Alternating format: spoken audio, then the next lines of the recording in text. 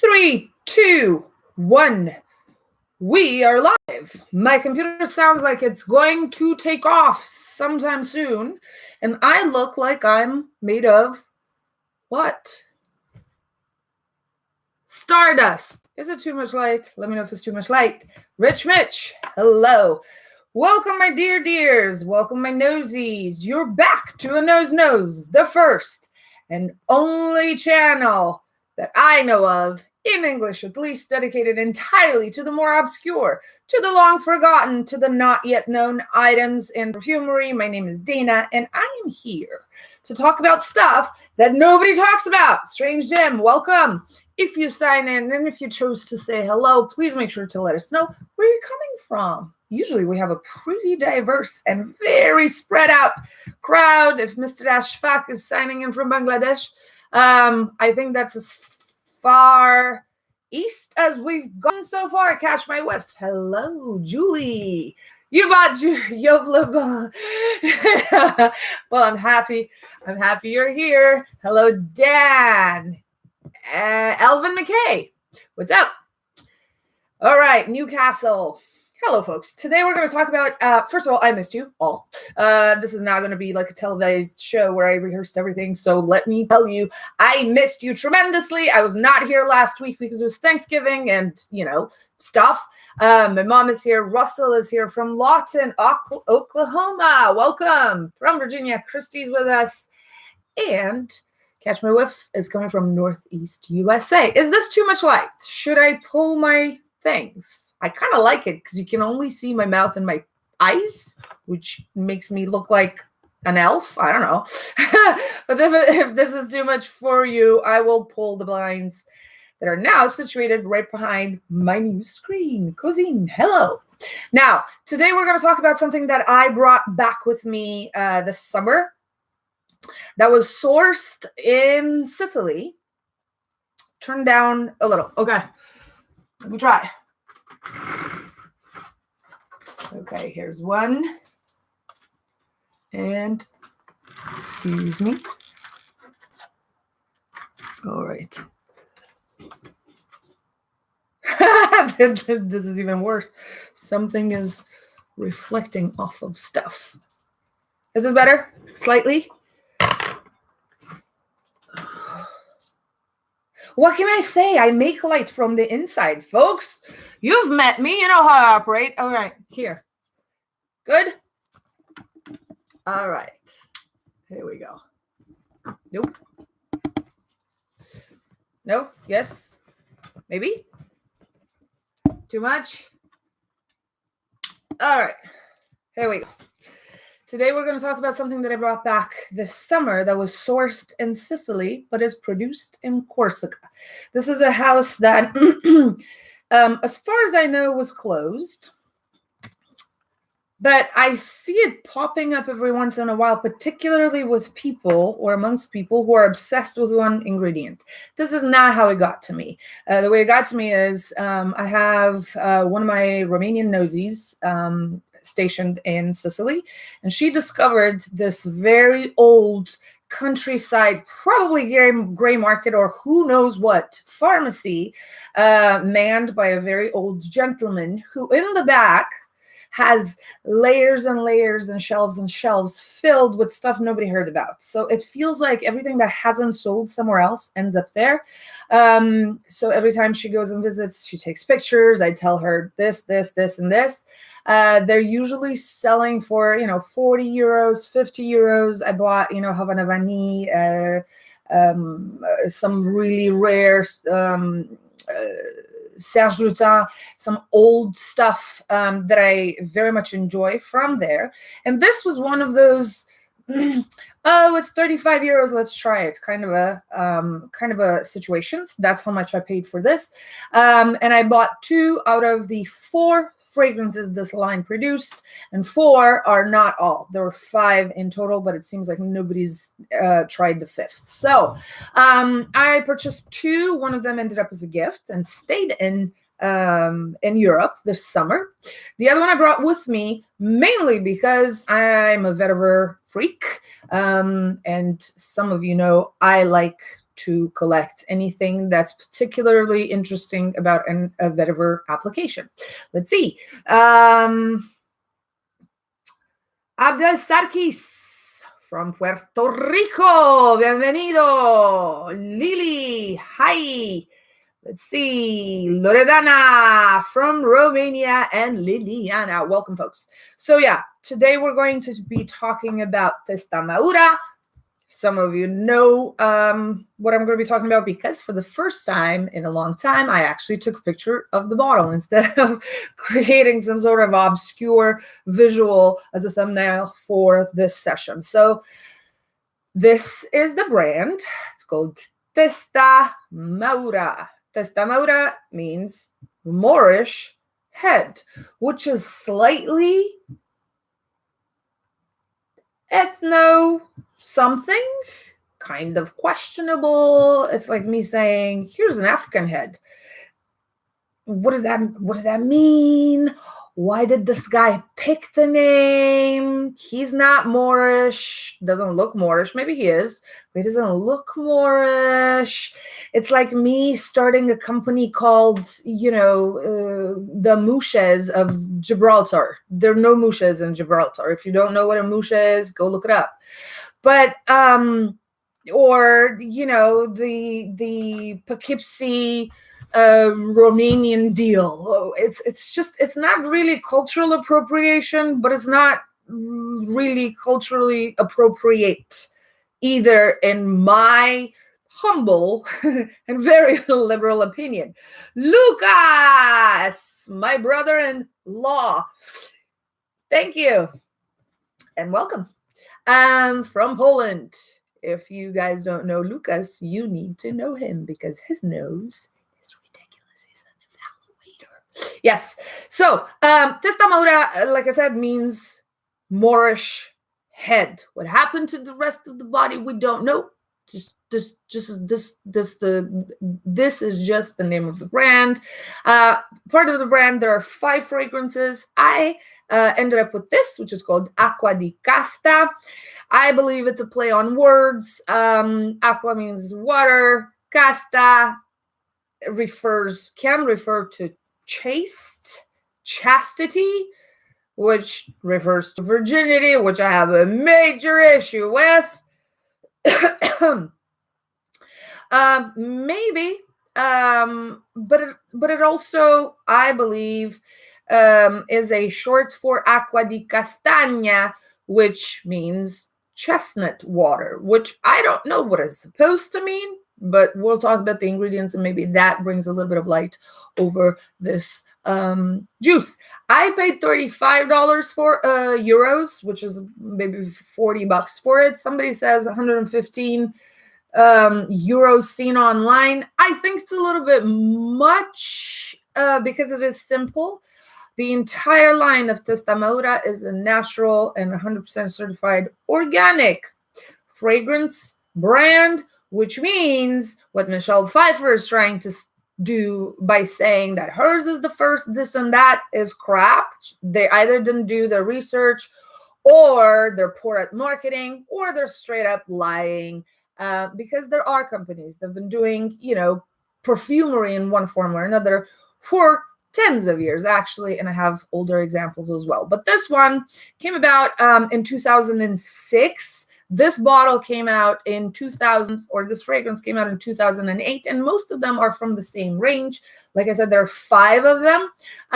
Each of them has a central pillar that is different from what they are called or declared. So this is called Aqua di Casta, and it declares chestnut, but it is a vetiver fragrance. Alegria, I think, says something about, I don't know, but it's a citrus fragrance. There's a lavender one. There's a mastic or lentisque one, and I forget the 5th. Mia Murza, which is an Immortelle, and that's the one that I did not get to buy. I would have in a heartbeat, because I think Immortelle are a very hard note to master. I think in certain combinations, particularly in what, self-declared natural perfumes, sometimes they can get sticky, oily, like like petrol-y, but that's a different conversation. We can talk about Immortal at some other point. Fernando Soto, hola, you smells good. Hello. Oh my God, Eugenius is here. Oh, somebody bring the salts, please. Somebody bring the salts. If you don't know Eugenius, you have to. He's a tough cookie from Canada. He does reviews as well.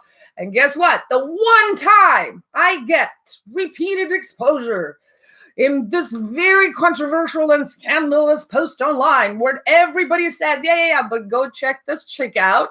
The whole post comes down because, I don't know, something, whatever. I don't get involved with this stuff. And then I get a shout out. I think this is going to be my biggest week in perfumery reviews. Welcome anyway.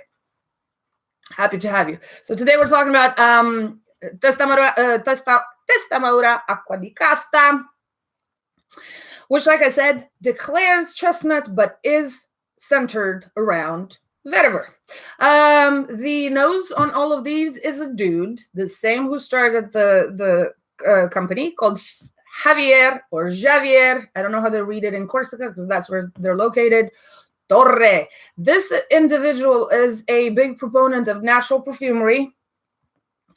This individual is one who's very vested. I mean, he looks very aristocratic and, you know, privileged and all that stuff, but is very vested in retracing and revamping local agricultural communities, which maybe you know I am very, very, very into. I love the idea of perfumery taking the sustainability route. I love the idea of perfumery maintaining some sort of balance and healthy integration with the area it comes from. I've talked about how I believe certain ingredients smell better or taste better or sound better if you do them, pick them, smell them, eat them, where they're made, where they're from. Anything to declare? Chestnut. Yeah. So this dude decided to take residence in Corsica and employ local communities, not just, you know, growers of stuff, but local shepherds, village people who are unemployed or retired or, you know, have nothing to do, children during summer vacations and so on. Involve these communities in not only picking the ingredients he's distilling and, you know, taking stuff out of himself, but also to get them aware of their environments, make them care about the resources growing on the island, and so on and so forth. For me, this is major. I've been talking about differentiators in perfumery nowadays for years. Whoever's been here before knows that I have a very strong opinion of what it means to use not just the creativity, which is very subjective on both ends of those who make and those who receive, but also elements around the fragrance, from packaging, which can, believe it or not, still be innovative, like Monom, which is a brand from Italy that's making attars. I think they have a brilliant idea for packaging, but also going deeper into business practices. If you're an asshole, I'm not going to buy your fragrance no matter how good it is. There's plenty to pick from. I don't have to buy and use yours.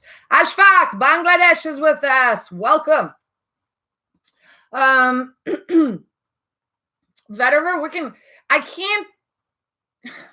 I like all vetiver, to be honest. I like Indian vetiver the best because I think it's the most functional. Haiti is the most famous, but I think I like Indian vetiver. I like the ones that they even make those, what do you call it? It's like the little strips of rugs they can use on the floor, but also hang in the door. They spray it with water to maintain things clean and crisp. So I like the very functional kind of vetiver, but that's a different story. In perfumery, I like the briny, the salty, the deep, the asper vetiver, but I can appreciate a very simple composition like this one because it does smell Not like I made it in the backyard in a tub and, oh my God, I'm a natural perfumer, but it smells real. So I was saying this Javier Torre employed local communities to pick and distill or extract or reduce, or you call it whatever you want, process, I guess, all the ingredients that he picks from the island, which then he combines with others that are sustainably sourced and ethically maneuvered, if you want. North Indian vetiver, yeah. Ana el Perfume from Spain, welcome. We have so many reviewers on the live today. I'm getting a little bit nervous. No, I'm not. I'm getting excited. So, Aqua di Casta, like I said, it came out in 2008, and is supposed to be surrounding this castaña, this chestnut note. That is, as far as I know, relatively hard to reproduce. I don't know actually how the smell of chestnut is being taken out. If I am to guess, just like any other nut, it has some sort of oily percentage in its pulp that can be then something separated from the rest. I don't know if that is fragrant or not. If any of you know what it means to have chestnut in perfumery, I'd like to learn more about it. But it's not a chestnut. This is a vetiver. So very simple composition. There's not a lot to be spoken about this. Fat, green, not very smoky, live, herbaceous vetiver that is very dry. You smell it and you do this. It's just super, super dry. There's cedar in the most plush, plump, almost textural application, almost like cedar shavings, if you can think of that. I'm not thinking pencil. I'm thinking raw, live. It was live, standing 5 minutes ago, kind of a little bit wet, sappy still cedar. They declare ginger in here. I, to be honest, don't smell the ginger particularly, but it does have some sort of crispness to my nose and in my synesthesia centers. Whenever I encounter ginger in a fragrance, even though sometimes I can't smell it per se, I feel it because it makes me think of crunchy. Think of biting through a celery stalk, right? That kind of wet, crunchy type of textural sensation. So the ginger does that here, but I don't smell it per se. What I do smell are very soft and super layered and sophisticated woody notes. Maybe it's from the composition with this vetiver that I was telling you about. Maybe it's from the cedar. Maybe it's from something else. I don't know. But I smell a little bit of sandalwood. Not very creamy, but very plushy, suede-ish. They're on to us. I have no idea what you're talking about. Sometimes, taken out of context, I blank out, particularly in English. A little bit of rosewood, a little bit of walnut. I don't know how many of you have smelled or touched even walnut, particularly black walnut wood, but it has a slightly salty, tingy, iodine-y undertone that is woody at the same time. It's very smooth, almost like, how cognac flows. That's how walnut wood smells like, to my nose at least. And then this chestnutty something. Again, I don't necessarily smell chestnuts, and I love chestnuts in perfumery. This is not marron chic. This is nothing ain't nothing from Pantone Roma. This, Trastevere and all the other ones. That's not what I'm talking about. This is not chestnut puree. This is not gourmand. This is not anything. Maybe it's just the woody parts of the chestnut infused or steamed, distilled or something to provide, like I said, this very layered textural woody base substance. But hey, what do I know? I don't smell the chestnuts. This is not bloodline. Yes, but this is not smoked. See, that's the thing. I would have said blood. It's not smoked. It's almost like rings in a tree, but it's not smoked. This is one of the very few examples of vetiver that I actually wear with infinite pleasure that is not smoked. The smokiness doesn't come out. The saltiness, the brininess, which I usually look for in a vetiver, doesn't come out. Discontinued Fendi for men. Let me think about it. I think I might have put that on my. I have tables and tables of it. There's no austere feeling. No, this is not unfriendly. And like I said, there are a few elements that read wet, but the vetiver makes it very dry, which is very weird to me. Apart from all of these, which are notes that I believe they declare, I didn't check the pyramid. I don't know what they said because I don't really care to do that before my review. I read a few others that I think save it from this austere, dungeon, deserted dungeon type of feeling and bring it more into aromatics. It's not woody, but it's not herbal either. But there's pepper. There's something that reminds me. Hi, Ballet in the States. Welcome. And Dana Maximilian, welcome. You too. I think Strange Them. Yes, I said yes to everybody. There's a peppery, not spicy, but sharp in the back of the throat kind of a feeling that sometimes you get from horseradish, for example.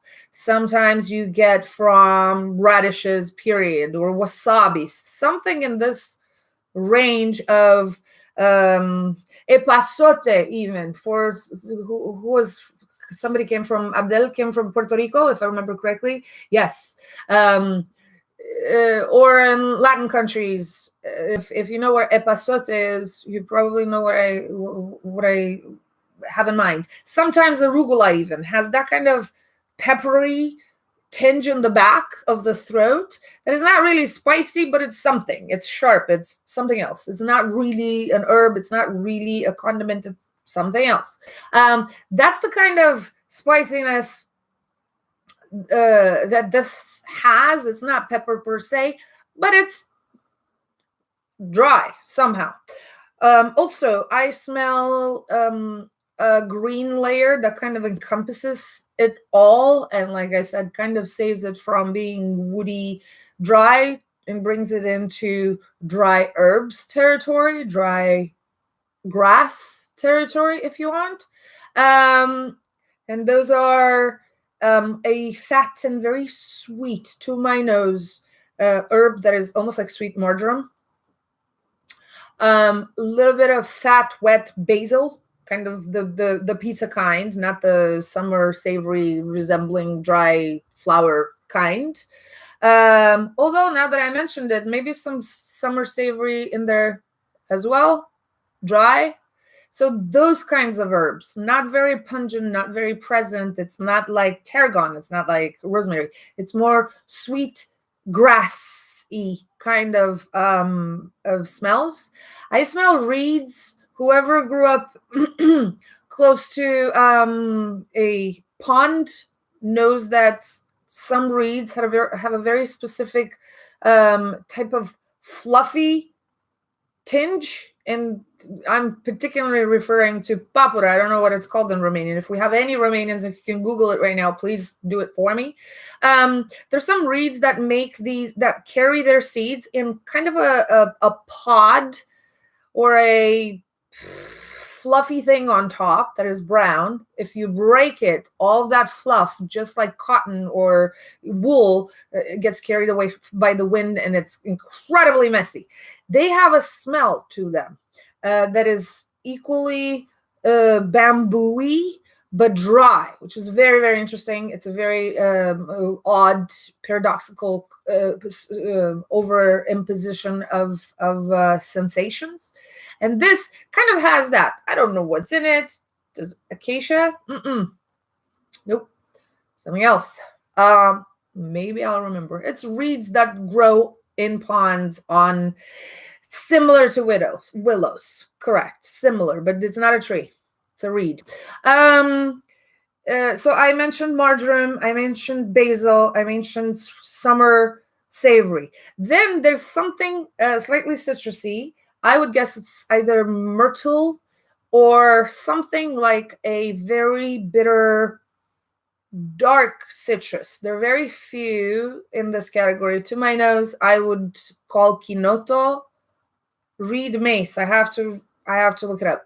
Quinoto is in this category. It's a very particular citrus. If you don't know what quinoto is, please look it up and try to find drinks that include it, because it's absolutely phenomenal as an aroma. So there's a little bit of bitterness, burnt caramel kind of citrusy flavor, which is very atypical for what we usually find. There's nothing bright apart from that ginger that provides texture but not necessarily smell. There's nothing bright zingy in here. Cattails,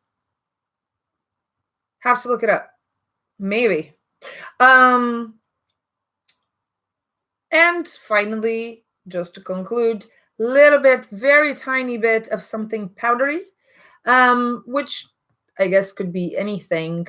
I would venture to rush or cattail. Okay, thank you, Anna. So cattail, that's what I meant.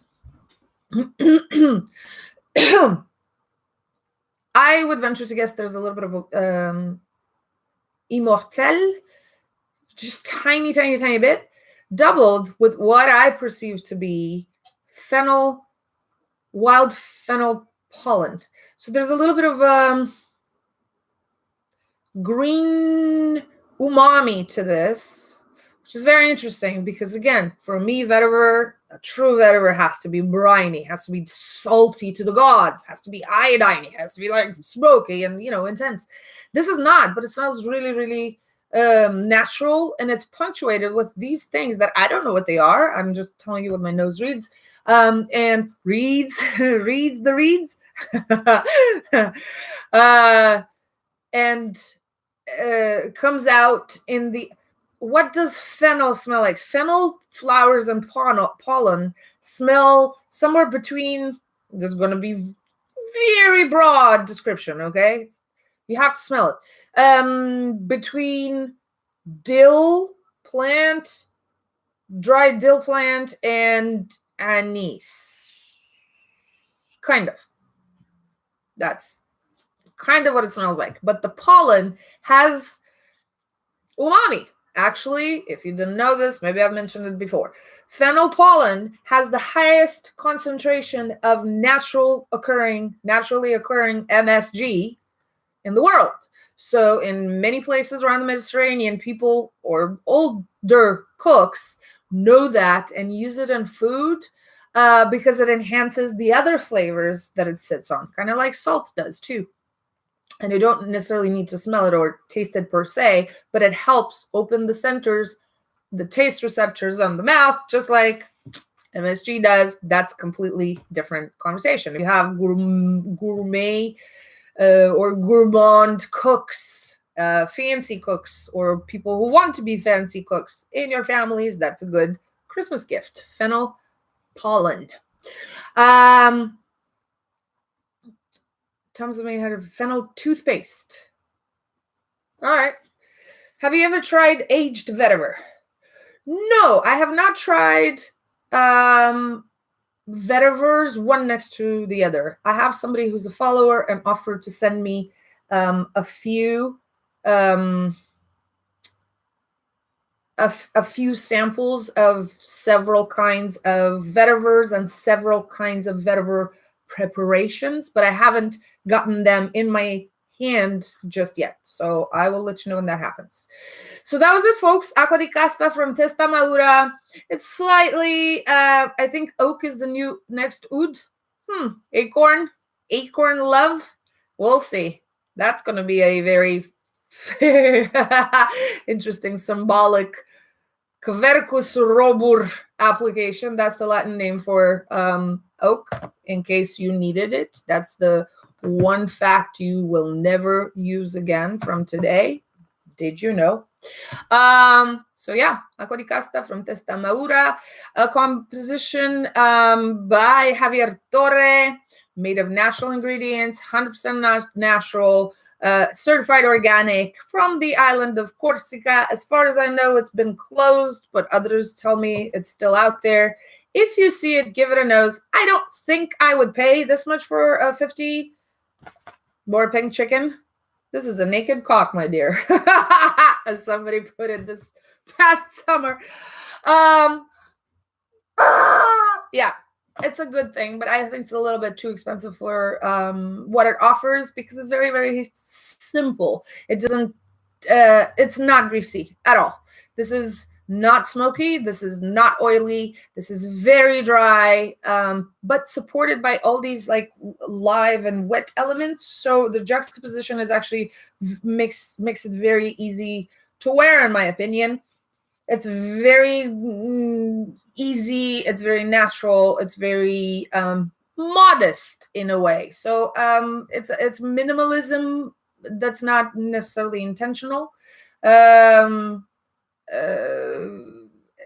It's good quality. It's very well blended. This does not smell like natural perfumery. I am so zen and I'm in communion with nature. I'll just throw some oils at you. It's not like that. It does smell like well-made perfumery, but I think it's too expensive for how simple it is from a compositional creative angle. It's true that I am spoiled by all this debauchery and by super, super creative juices. But this is my opinion. I'm just a person. So I think because it's not very creative, it doesn't warrant this kind of price. That's about it. That's about it. A few announcements. Okay, that's it. Do you have questions about it? Or Mr. Javier, or his business practices in the island of Corsica? Does it get compliments? Does it drop panties? The boxer dropper. Yeah, that's it's kind of confusing. It's still operational, but I'm not sure what they're doing. They haven't released anything in years. So is this a boxer dropper? Darling, I'm a boxer dropper. I drop boxes.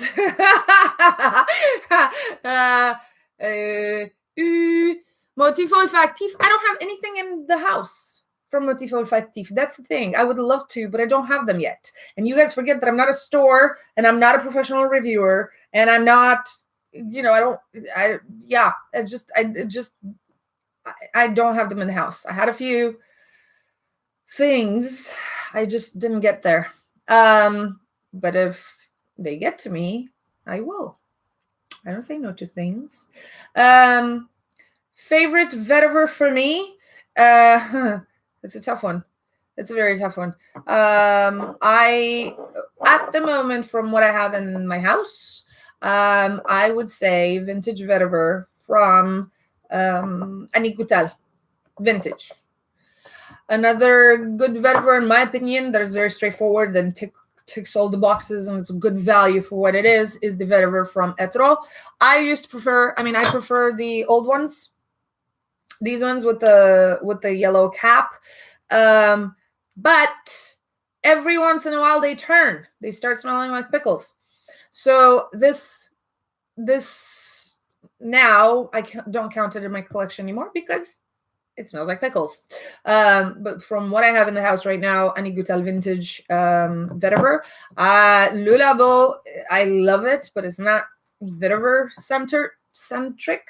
I would say the vetiver number 33 from Chris Ruzak is a very good launch from this year. It's fantastic, very abrasive and in your face vetiver, the way I like it. I love Coeur de Vetiver Sacré. Oh yes, Coeur de Vetiver Sacré. I had my first giveaway because I hit 5,000 on Insta. I don't know how that happened. And I woke up this morning and I hit 1,000 on YouTube. I thought it was going to be like a couple of us doing crazy things every Thursday, but there are 1,000 of us here on this channel, which is, what are you doing, crazies? Yeah. So I actually offered one of the bottles, one of my reserve bottles of Coeur de Vetiver Sacré, because that's how much I love it, as a gift to the giveaway I organized for my 5K. But there's so many. San Marcos, I know.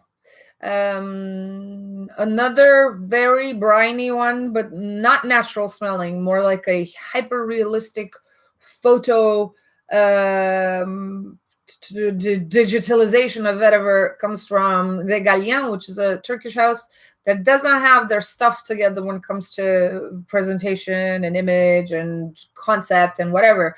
But their vetiver is a good bottle from their exclusive collection or something. There's so many. I'm mentioning the ones that I have and use all the time, but there's so many. Vetiver is actually one of the most prevalent ingredients in perfumery. Over 65% of all fragrances contain it, because as far as I know, as of last year, they hadn't found a way to replicate the vetiver smell in a lab setting, so they kind of are forced to use the natural stuff. So cleaner vetiver, got it. I personally think everything is unisex. I've worn the most masculine fragrances in history, and nobody ever saw me for anything other than a woman. I'm definitely a woman. so I don't think you should be worried about that. All right, folks. If you like this kind of content, if you like this kind of presentation, if you have time, if you like drinking your coffee or your tea or your wine or your vodka or whatever with me on Thursday at Thursday Talks, make sure to subscribe, like, share, tell others, whatever you want to do. This content will always stay free. I will never put ads on it because I don't think it makes sense. Come see me on Instagram because the content there is completely different. Every once in a while, keep an eye on Stuff Normal. If you're in America right now, I have a very, very fun article. It's kooky and nerdy, but it's very fun. And there's a giveaway for a bottle of Ormond Jane, the Royal Elixir collection. So if you're in the States, go check it out. And if you want, enter to draw. My English is getting numb. And that's it. I'm going to leave you now because I have jury duty today. So keep your fingers crossed for me. And let's say it together, folks. Keep it kind, but keep it real. If you have opinions, I'll take them. And the most important thing of all, wherever you go, make it better. I will leave you, and I'll see you next time. If I'm not on jury duty. Do they want me in jury duty? Can you imagine? Okay, bye. You genius. I don't know where you are, but if you are still, don't attack me, dude. That's all I got to say about that.